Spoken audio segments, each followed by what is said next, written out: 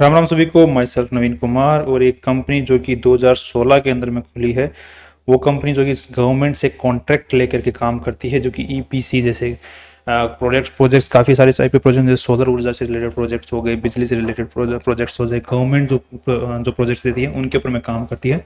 सो ऐसी ये कंपनी है जो कि आईपीओ लेके स्टॉक मार्केट से पैसे उठाने की कोशिश कर रही है, जिसको कि कंपनी का नाम रखा हुआ है गणेश ग्रीन भारत लिमिटेड। अब यहाँ पे इस कंपनी की हम लोग चर्चा करने वाले हैं कि किस तरीके से ये कंपनी आईपीओ लेके आ रही है, अच्छी है कि बुरी है, किस हिसाब से ये कंपनी काम कर रही है। राइट, पॉजिटिव से नेगेटिव कंपनी के हम लोग इस वीडियो के अंदर में देखने वाले हैं। सबसे पहले हम बेसिक डिटेल्स आईपीओ की देख लेते हैं, उसके बाद में कंपनी के डिटेल्स के अंदर में थोड़ा सा डीप डाइव करेंगे। राइट, अब यहाँ पे ये वीडियो के अंदर हम इस कंपनी को थोड़ी सी शक की नज़रों से देखने वाले हैं। सो अगर किसी भाई को ऑफेंड होता है डेटा के साथ में, सो प्लीज़ ऑफेंड मत होना, क्योंकि हम सिर्फ एनालिसिस करने वाले हैं, वो भी नेगेटिव नज़रों से देख के। ठीक है, थोड़ी शक की बड़ी नज़रों से देख के। नेक्स्ट अगर देखते हैं, यहाँ पे कंपनी ने अपना जो कट ऑफ प्राइस रखा है वो 190 रुपये पर शेयर के हिसाब से रखा है। कंपनी 125 करोड़ रुपए यहाँ से उठाने की कोशिश कर रही है स्टॉक मार्केट से, जो कि काफ़ी ज़्यादा अमाउंट है। और यहाँ पर कंपनी पूरी जो अपनी वैल्यू लगा रही है वो 509 करोड़ रुपए लगा रही है, जो कि अब देखेंगे कंपनी के हिसाब से 509 करोड़ रुपए की वैल्यू रखती भी है या नहीं। नेक्स्ट अगर देखते हैं कि कंपनी के जो प्रमोटर लोग हैं उनके पास में कंपनी का 100% शेयर होल्डिंग आईपीओ से पहले थी, और आईपीओ के बाद में भी स्टिल अच्छी खासी रह जाने वाली है, जो कि 75% के आसपास में रह जाने वाली है ना। अच्छी मतलब स्टॉक मार्केट के अंदर जो ये लोग जो हैं प्रमोटर लोग हैं, जो मालिक थे अब तक के कंपनी के, वो अच्छा खासा कंपनी में स्टेक अभी भी रखने वाले हैं, सिर्फ 25% के आसपास में स्टेक दे रहे हैं।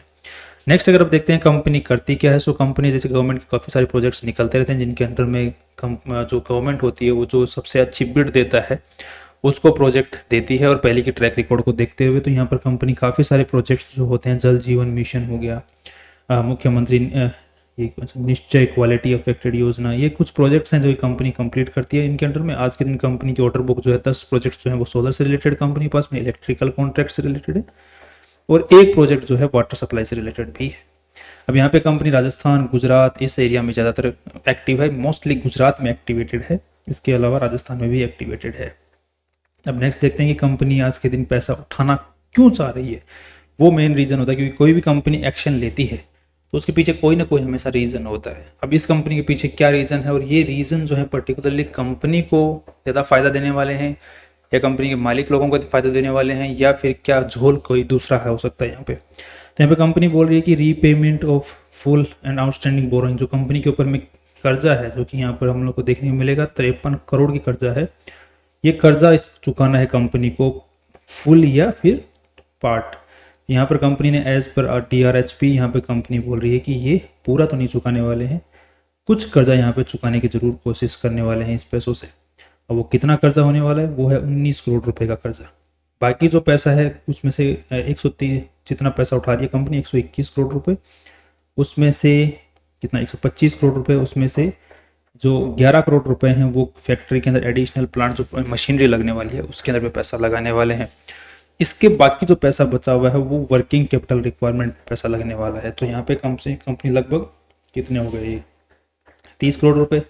सो बाकी के जो 95 करोड़ रुपए हैं वो वर्किंग कैपिटल रिक्वायरमेंट के अंदर में जाने वाले हैं। और वर्किंग कैपिटल रिक्वायरमेंट क्या होती है, जो कंपनी के ऊपर में ऑलरेडी करंट लाइबिलिटी है इस साल की, वो चुकाने के अंदर में जाने वाला है। तो इस साल की कंपनी को जो 150 करोड़ रुपए भी पे करने हैं इसी साल, जिसमें आता है शॉर्ट टर्म बोरोइंग, जो कि 25 करोड़ की तो शॉर्ट टर्म बोरोइंग ही है। इसके अलावा कंपनी की और भी लाइबिलिटीज हैं जो कंपनी को पे करना है, जैसे ट्रेड्स पेएबल होते हैं कि माल उठा लिया गया है कंपनी द्वारा, पे नहीं किया गया तो वो पे करना है 27 करोड़ के आसपास में। 62 करोड़ रुपए जो हैं टोटल, जो है 62 करोड़ रुपए यहाँ पे बन रहे हैं। राइट, तो सॉरी 150 करोड़ रुपए नहीं चुकाने, 62 करोड़ रुपए ही चुकाने हैं। राइट, तो 62 करोड़ रुपए के लिए भी कंपनी के पास में 95 करोड़ रुपीज़ अभी भी पड़े हुए हैं। सो लगभग, और बाकी जो है कंपनी जनरल कोऑपरेटिव पर्पसेस के अंदर में काम नहीं लेने वाली है, ऐसा कंपनी बोली। सो कंपनी के पास में जितने पैसे उठा रही है उसके पर्टिकुलरली कोई रीज़न नहीं है बैकिंग करने के लिए इतने पैसे की हमें कैसे ज़रूरत पड़ेगी और किस तरीके से हम इस्तेमाल करने पड़ रहे हैं, ऐसा कुछ कंपनी ने डिटेलिंग यहाँ पे दिया हुआ नहीं है। सो कंपनी के पास में जो पैसे उठा रही है उसका रियलिटी में मुझे लगता है कि कोई रीजनिंग है नहीं। कुछ पैसे तो उन्होंने बता दिया कि इतने पैसे हम यहाँ पे यूज़ करने वाले हैं, बट पूरा डिटेलिंग देना कंपनी की बस की बात में रही नहीं है। अब यही एक बड़ा सवाल क्रिएट करता है कि कंपनी को रियलिटी में पैसों की ज़रूरत है भी, या फिर किसी और को ज़रूरत है पैसों की, या फिर किसी और तरीके से दिखाने की कोशिश की गई है। तो ये एक बड़ा सवाल पैदा करता है। नेक्स्ट, अब क्योंकि कभी भी कंपनी कोई भी पैसा उठाती है, फिर कोई भी कॉर्पोरेट एक्शन होता है, डिसीजन लेती है कंपनी का मैनेजमेंट, तो उसमें बहुत बड़ा पीछे की रीजनिंग होती है कि हमें पर्टिकुलरली इस चीज़ के लिए पैसों की ज़रूरत है, और यहाँ पर पर्टिकुलरली कितने पैसों की ज़रूरत है और कितने उठाए जा रहे हैं, वहाँ पर बहुत बड़ा डिफरेंस नज़र आ रहा है। तो ये एक बहुत बड़ा सवाल है, ये छोटा सवाल नहीं है। नेक्स्ट अगर देखते हैं थोड़ा सा एक मैनेजमेंट के ऊपर में नज़र डाल देते हैं, तो उसके लिए हमें सबसे जो चीज़ होती है वो होती है लिटिगेशंस, राइट। तो लिटिगेशंस के अगर हम नज़र डालते हैं तो यहाँ पे कंपनी के ऊपर में अच्छे खासे लिटिगेशंस आज के दिन में हैं। उनमें से मैक्सिमम जो मेन जो लिटिगेशन है वो सिविल लिटिगेशन है, जो कि प्रमोटर्स के ऊपर में है।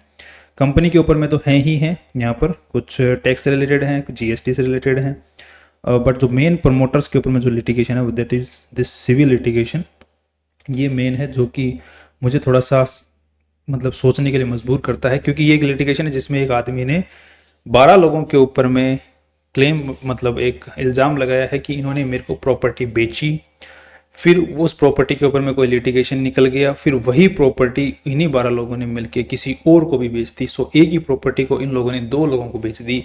अब जो फर्स्ट बंदा जिसको बेची है उसने केस कर दिया कि वो जो सेकंड सेल डीड हुई है जो इन लोगों ने की है उसको कैंसिल किया जाए और वो मेरे नाम पे ही रखा जाए।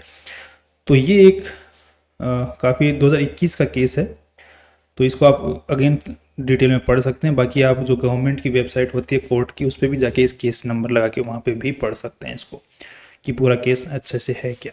तो ये थोड़ा सा मेरे को एक डाउट क्रिएट करता है कंपनी के मैनेजमेंट में जो तीनों लोग हैं, तीनों का इसके अंदर में नाम है। इसके अलावा और भी लोग हैं जिनका भी नाम है इसके अंदर में, बट मैनेजमेंट के तीनों ही प्रमोटर्स इसमें इन्वॉल्व है। तो ये एक मुझे थोड़ा सा मैनेजमेंट के ऊपर में शक पैदा करता है। उसके अलावा कंपनी के ऊपर में आज के दिन कंटिजेंट लाइबिलिटी, जो कि कंटिजेंट लाइबिलिटी क्या होती है कि ऐसा खर्चा जो हो सकता है, देयर आर चांसेस, वो कंटिजेंट लाइबिलिटी जो कि दिख रहा है कि हो सकता है, देयर आर चांसेस बन रहे हैं, वो 48 करोड़ रुपीज़ के हैं आज के दिन, जो कि एक काफ़ी बड़ा अमाउंट है, राइट। तो ये मुझे एक थोड़ा सा कंपनी के बारे में नेगेटिव चीज़ लगती है।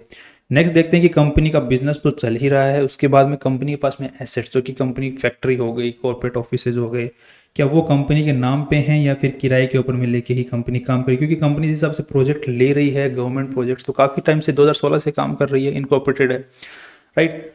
अब वो कंपनी का प्रोजेक्ट लेके काम करी तो उसका ऑफिसेज भी होना चाहिए जहाँ पे वो ऑफिस होगा, फैक्ट्री होगी जहाँ पे वो मैन्युफैक्चरिंग करती होगी, सोलर पावर प्लांट से रिलेटेड मैन्युफैक्चरिंग करती होगी, जो भी काम चलता है उसके लिए। तो यहाँ पर वो एसेट्स जो होंगे वो कंपनी के नाम पे होने चाहिए, बट यहाँ पर ऐसा नहीं है। कंपनी का जो कॉर्पोरेट ऑफिस है वो किराए पर है, और वो किराए पर किसने दे रखा है कंपनी को, वो कंपनी का जो मेन प्रमोटर हैं उन्होंने किराए पर दे रखा है कंपनी ने। सो यहाँ पे आप देख रहे हो कि कंपनी के जो प्रमोटर लोग हैं उन्होंने यहाँ पर भी गेम कर रखा है। मुझे पर्टिकुलर दिखता है कि जो किराया आ रहा है कंपनी के नाम पे कंपनी से, वो अपना घर भर रहे हैं किराए के नाम पे। नेक्स्ट हो सकता है कि अगर कल को अगर देखो 500 करोड़ की कंपनी है, राइट, वो थोड़ा सा पैसा और देकर के कंपनी के अंदर में मतलब वैल्यू एडिशन कर सकते थे। उसी जो प्रॉपर्टी जो है जैसे कॉर्पोरेट ऑफिस काम में ली जा रही है उसको वैल्यू एडिशन कंपनी में किया जा सकता था, खुद के ऑफिस को कंपनी के नाम पे करके इक्विटी ले लेते उसके बदले। नेक्स्ट जो दो चीज़ दी हुई है, कंपनी के नाम पर एक फैक्ट्री यूनिट है जो कि 50,000 रुपये पर महीने की रेंट पर है, और वो क्यों किराए पर है। वो किसने किराए पर दे रखी है, वो जो कंपनी आईपीओ लेके आ रही है इसी की एक सब्सिडरी मतलब छोटी कंपनी है जिसके अंदर में इस जो आईपीओ लेके आ रही इस कंपनी का 75% शेयर होल्डिंग है जिस कंपनी में, उस कंपनी ने इस कंपनी को किराए पर दे रखा है फैक्ट्री को। अब ध्यान रखना कि जो सब्सिडरी है जिसने इस कंपनी को किराए पे दे रखा है, तो अब हो सकता है कि किराए पे दे रखा है तो वो कंपनी जो सब्सिडरी मतलब हमेशा क्या होता है कि सब्सिडरी कंपनी का मालिक कौन होता है, जो मेन कंपनी होती है वो मालिक होती है। तो इनडायरेक्टली अगर सौरभ कंपनी ने इस कंपनी को अगर किराए पर दे रखा है तो अल्टीमेटली जो इसके पास में जो प्रॉपर्टी होगी उसका मालिक कौन होगा, जो आईपीओ लेके आ रही है वो कंपनी मालिक होगी। बट द थिंग इज कि ये property Saurabh energy private limited की भी नहीं है, वो उसने किसी और से किराए पर ले रखी है और बाद में इस कंपनी को इसको किराए पर दे रखी है। सो ये पूरा खेल घुमाया गया। दूसरी चीज़ एक गेम और समझना कि ये सोरज एनर्जी प्राइवेट लिमिटेड कंपनी है, ये 2021 में ही खुली थी और 2022 के अंदर में इसको नाम कर दिया गया था। सॉरी 2023 में इसका जो सब्सिडरी है 2023 में बनाया गया है इसको, इस कंपनी का। सो यहाँ पर आप गेम समझने की कोशिश करना, थोड़ा सा क्या खतरनाक गेम चला है। अब हो क्योंकि ये देखो, ये जो प्रॉपर्टी है ये डायरेक्ट किराए पे ली जा सकती थी, राइट। जिससे भी इस कंपनी ने किराए पर लिया है इस प्रॉपर्टी को, उससे ये कंपनी डायरेक्ट किराए पर ले सकती थी, बट ऐसा नहीं किया। बदले इसके एक कंपनी बनाई गई अलग से 2021 में, फिर 2022 में उसके अंदर में इनकॉर्पोरेशन किया गया, उसको किराए, उसने एक फैक्ट्री को किराए पर लिया, सरकारी जो इंडस्ट्रियल जो एजेंसी होती है उससे, सरकारी जो है। फिर वो जो जिसने किराए पर लिया सरकारी एजेंसी, उस कंपनी को इस कंपनी का सब्सिडरी बना दिया गया। फिर सब्सिडरी बनाने के बाद में अब यहाँ पर बिजनेस दिखाया गया है कि ये जो कंपनी है सोरज एनर्जी प्राइवेट लिमिटेड, ये कंपनी क्या काम करने वाली है। ये कंपनी सोलर के जो पैनल्स होते हैं उनको बनाने का काम करने वाली है, सोलर मोटर पंप्स होते हैं उनको बनाने का काम करने वाली है।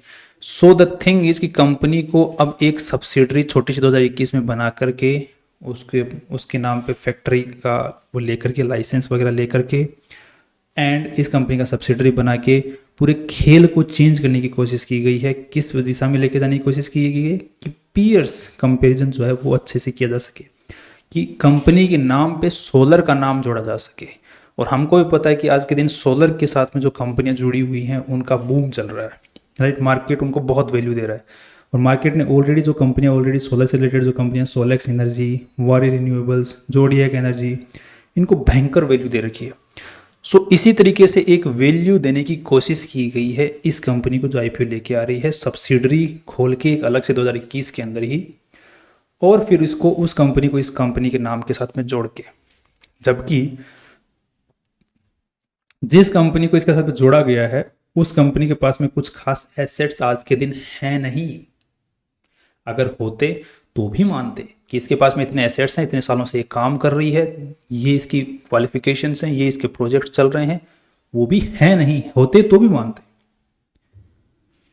नेक्स्ट अगर देखते हैं कंपनी के पास में जो ट्रेडमार्क है गणेश, ये जो ट्रेडमार्क यूज करते हैं गणेश नाम से, ये आज के दिन रजिस्टर्ड नहीं है, ऑब्जेक्ट हो चुका है। सो कंपनी के पास में जो नाम यूज कर रही है वो भी कंपनी का खुद का नहीं है। सो किराए, जो कंपनी जमीन काम में ले रही है वो भी कंपनी की नहीं है, जो फैक्ट्री काम पे ले रही है वो भी किराए पे है। थोड़ा घुमा के है, सीधे तौर के ऊपर में नहीं दिखाया गया, घुमा के दिखाया गया है।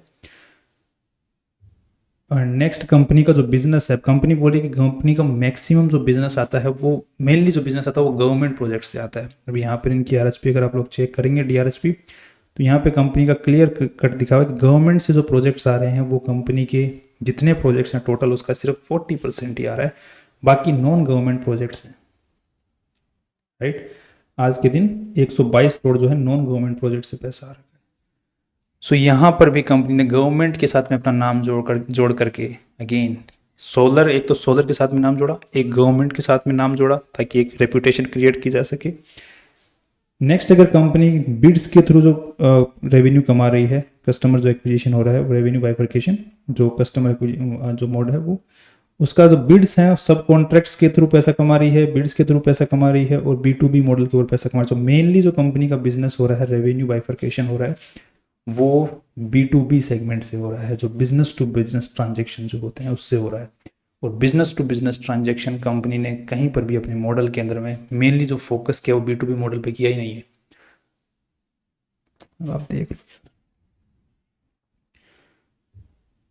अब तीसरी चीज हम नेक्स्ट देखते हैं। अब आज के दिन कंपनी का जो मेनली रेवेन्यू हो रहा है वो EPC सेगमेंट से हो रहा है 2024 के अंदर में 141 करोड़ रुपए। बाकी revenue from solar panel manufacturing that is 27 crore रुपए, जो कि अभी 2022 में चालू हुआ है, 2023 के अंदर में चालू हुआ है अभी, जो कंपनी के नाम पे, क्योंकि वो जो सब्सिडरी है उसको कंपनी के नाम पे कर दिया गया था।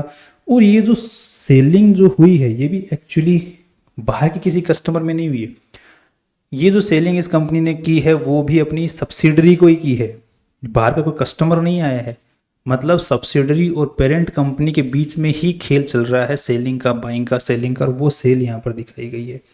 इसका आपको पता चलाना है तो ये आप यहाँ पे देख सकते हैं, ये देख लो, sale of goods to Suraj energy private limited 24 crore रुपए की, और यहाँ पे सोरज प्राइवेट लिमिटेड से माल खरीदा भी गया है 29 करोड़ का। सो बाइंग की गई है। सो अब ये जो पैसा जो ट्रेड्स पेएबल हैं, जो मांगते, जिनको हम अपनी आम भाषा में मांग तोड़े बोलते हैं, तो ये मांग तोड़ा इस कंपनी का, इसकी खुद की छोटी वाली कंपनी है जो कि इसकी मांग तोड़ी है, राइट। सो ओवरऑल अब आप बैलेंस शीट भी अगर चेक कर पाओगे तो यहाँ पर आपको दिखेगा कि 31 अगस्त 2024 को कंपनी का जो डेटा है, लेटेस्ट बैलेंस शीट का डेटा, उसमें 18 करोड़ रुपए का इंक्रीज हुआ है, वो भी शेयर कैपिटल के अंदर में। 5 करोड़ का यहाँ पर इंक्रीज हुआ है जो कि रिजर्व एंड सरप्लसेस के अंदर में। अब इसको अगर आप लोग ध्यान से इधर चेक करोगे नीचे, तो एक्चुअली 23 से 24 के बीच में हुआ क्या है। 23 से 24 में सिर्फ एक ही चीज़ हुई है, वो है कंपनी की जो सब्सिडरी जिस सूरज है, जो कि हमने बात की सूरज जिसका नाम है, उस कंपनी को इसका सब्सिडरी बनाया गया है। इसका मतलब इसमें जो भी शेयर कैपिटल आया है, जो रिजर्व्स एंड सरप्लसेस आया है, वो उसके थ्रू ही आया है। सो बेसिकली क्या उस कंपनी की इतनी वर्थ है 18 करोड़ की, राइट। 2021 में कंपनी बनी, उसने एक किराए के ऊपर में लाइसेंस पे इंडस्ट्री ली है, फैक्ट्री ली है, और उसने बनाना का अभी मैन्युफैक्चरिंग करना चालू ही किया है। क्या उसकी वर्थ 18 करोड़ की है, आप खुद ही सोच लो। जबकि आप उसकी गवर्नमेंट की वेबसाइट के ऊपर में चेक करेंगे तो उसका जो पेड अप कैपिटल है वो 3 लाख ही है। तो उसके पास में इतना पैसा आया कहाँ से? सिर्फ पूरा का पूरा दिखाने की कोशिश की गई है कि इतना पैसा। अब मान के चलो इस तरीके से, इसको इस तरीके से समझ लो कि मालिक दो, एक मालिक है जिसकी 2 कंपनियां हैं और उसको एक कंपनी से चीज़ें दिखा के लोगों से पैसा उठाना है। तो उसने क्या किया, जो दूसरी कंपनी है उसके नाम पर एक किराए पे फैक्ट्री ले ली और उस किराए पे लिए की फैक्ट्री को दूसरी कंपनी के नाम पर दिखा दिया, राइट। तो अब हमें ये दिखाने की ज़रूरत नहीं पड़ेगी कि वो फैक्ट्री जो है वो क्या है, कितने में उसका मोल लिया गया है, कितने की उसकी एसेट वैल्यू है, क्या वैल्यू चल रही है, कितना उसके अंदर में बिजनेस चल रहा है, क्योंकि ये आईपीओ जो होगा वो उस कंपनी से रिलेटेड नहीं है, वो इस कंपनी से रिलेटेड है। सो उसकी पूरी इन्फॉर्मेशन आधी अधूरी रहेगी। सो वहाँ पे काफ़ी बड़ा ग्रे एरिया रहेगा। तो उस ग्रे एरिया का फ़ायदा जो है यहाँ के जो प्रमोटर लोग हैं, ये लोग इस चीज़ का उठाने की कोशिश यहाँ पर कर रहे हैं। अब यहाँ पे 18 करोड़ की तो उसकी वर्थ है नहीं, तो उसको यहाँ पर 18 करोड़ की वर्थ दिखाने की कोशिश की गई। अब यहाँ पे दूसरी चीज़, 18 करोड़ रुपए इंक्रीज हुआ, तो ये आपको अगर लाइबिलिटी साइड में ऐड होगा तो बैलेंस इधर एसेट साइड में भी ऐड करना पड़ेगा। तो एसेट साइड में ऐड किया तो यहाँ पर 19 करोड़ रुपए यहाँ पर ऐड कर दिए गए। प्लांट, मशीनरी, इक्विपमेंट, तो वो जो किराए पे जो फैक्ट्री है वो क्या 18-19 करोड़ की है? नहीं ना, उसमें भी तो काम तो होना है अभी बाकी, मेनली जो कि आईपीओ के पैसों से उठाने के बाद में। नेक्स्ट अगर देखते हैं कि कंपनी ने गुडविल के नाम पे भी यहाँ पे पैसे उठाए हुए हैं, नाम जोड़े हुए हैं, तो 1 करोड़ रुपए गुडविल का नाम का। दूसरी चीज़, ट्रेड्स रिसीवेबल, 40 करोड़ के ट्रेड रिसीवेबल्स हैं, राइट, सीधे 20 करोड़ रुपए से बढ़ गए यहाँ पे। नेक्स्ट अगर देखते हैं कैश एंड कैश इक्विवेलेंट, मतलब कंपनी के पास में कैश के नाम पे सिर्फ 61 लाख रुपए हैं। इतनी बड़ी कंपनी, 61 लाख रुपए कैश।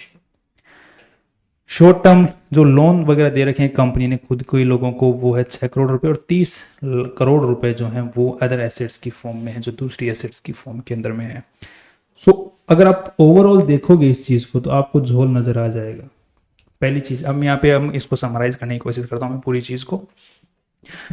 एक कंपनी है जो कि अपने आप को यहाँ पर स्टॉक मार्केट से पैसे उठाने की कोशिश कर रही है, जिसके पास में एसेट्स के नाम पे ज़्यादा कुछ है नहीं। सब्सिडरी के नाम पे एसेट्स लिखे हुए हैं, बट सब्सिडरी 2021 में बनी है, तो उसके पास में एसेट्स आए कहाँ से? एसेट्स आ रखे हैं तो उस कंपनी के पास में एक फैक्ट्री है जो कि खुद किराए के ऊपर में है, और उसके पास में प्लांट एंड मशीनरी है जो कि सोलर के प्रोजेक्ट्स बनाती है, सोलर के इक्विपमेंट्स बनाती है। अब उसके अंदर इतना बड़ा ग्रे एरिया है कि उसके बारे में थोड़ा सा क्लैरिटी होना थोड़ा सा मुश्किल है, because that's not the company that is IPO all about. Next अगर देखते हैं, अब ये कंपनी अपने आप को प्रोजेक्ट कर रही है गवर्नमेंट के ऑर्डर्स को कंप्लीट करने के लिए, बट कि जबकि इसके जो मैक्सिमम जो प्रोजेक्ट्स हैं वो नॉन गवर्नमेंट हैं। नेक्स्ट अगर देखते हैं कि अब कंपनी की जो सेल हो रही है वो रेगुलरली बढ़ रही है, बट इस साल अचानक से ही कंपनी की सेल बढ़ी है, तो वहाँ पर अगेन एक क्वेश्चन मार्क इंक्रीज होता है कि 90 करोड़ से सीधे ही 171 करोड़ रुपए की सेल बढ़ गई, जबकि ऐसा क्या हो गया, राइट। ट्रेड रिसीवेबल्स वहाँ पर सीधे की सीधे 20 करोड़ से बढ़ गए, जबकि कंपनी के प्रॉफिट आफ्टर टैक्स जो हैं वो भी टोटल मिला के 20 करोड़ रुपए हैं। सो जो कोई भी कंपनी अगर उसका प्रॉफिट ट्रेड रिसीवेबल से कम होता है या फिर उसके आसपास होता है, तो वो कंपनी वैसे ही अच्छी नहीं होती, इन्वेस्टेबल नहीं होती है। क्यों नहीं होती है? कि जितना आप प्रॉफिट कमा रहे हो उससे अगर ज़्यादा आपका ट्रेड रिसीवेबल्स आपका बकाया रह जा रहा है, तो आपको नया माल खरीदने में दिक्कत आएगी। नया माल खरीदने में दिक्कत आएगी तो फिर आपको लोन लेना पड़ेगा, लोन लेना पड़ेगा तो आपको प्रॉफिट्स जो होंगे आपके वो हिंडर हो जाएंगे। तो ये खेल होता है अलग से। जो कि इस खेल में भी कंपनी फेल हो रही है। नेटवर्थ कंपनी की इंक्रीज 57 करोड़ रुपए कर दी गई है 27 करोड़ रुपए से, God knows how. So overall मेरी तरफ से तो यही व्यू रहेगा कि मेरा थोड़ा सा नेगेटिव साइड में व्यू बन रहा है। सो आप अपने फाइनेंशियल एडवाइज़र से एक बार कंसल्ट कर लें, अच्छे से कंसल्ट कर लें, उसके बाद में ही इन्वेस्ट करने के बारे में इस कंपनी में सोचें। उस बाकी मेरी तरफ से एनालिसिस ये प्रेजेंट आपके सामने की गई थी, और बाकी डिसीजन जो है अपने हिसाब से बनाए, अपने फाइनेंशियल एडवाइज़र के हिसाब से ही बनाए। Just take it as an analysis, जो कि हमने एक शक की नज़रों से कंपनी को देखने की कोशिश की है। मेरा थोड़ा सा नेगेटिव वो इस व्यू है इस कंपनी के बारे में, मैं इससे थोड़ा सा दूर रहने की ही कोशिश करूँगा, just because of the management. Company ने जो चीज़ें बताई हैं, दिखाई हैं, और जो दिखाने की कोशिश की गई है और जो रियलिटी में है कंपनी के अंदर में, उसमें बहुत बड़ा डिफरेंस नज़र आ रहा है। तो जब यहाँ पे दोगलापन जब कंपनी में दिखता है, कागज़ों में कुछ और, रियलिटी में कुछ और एनालिसिस में कुछ और, तो फिर वहाँ से दूर रहना ज़्यादा बेहतर मैं समझता हूँ। That's all from my side. और इस कंपनी का जो जीएमपी है आज के दिन तो 0% ही चल रहा है, बट अभी क्या रिसेंटली इसके आईपीओ की इन्फॉर्मेशन आई है, तो फ्यूचर में बढ़ भी सकता है। सो अब जीएमपी आपको क्या करना है वो अपने फाइनेंशियल एडवाइज़र से कंसल्ट करें। That's all. कल फिर मिलते हैं एक नई इंपॉर्टेंट वीडियो के साथ में। सी यू टुमारो।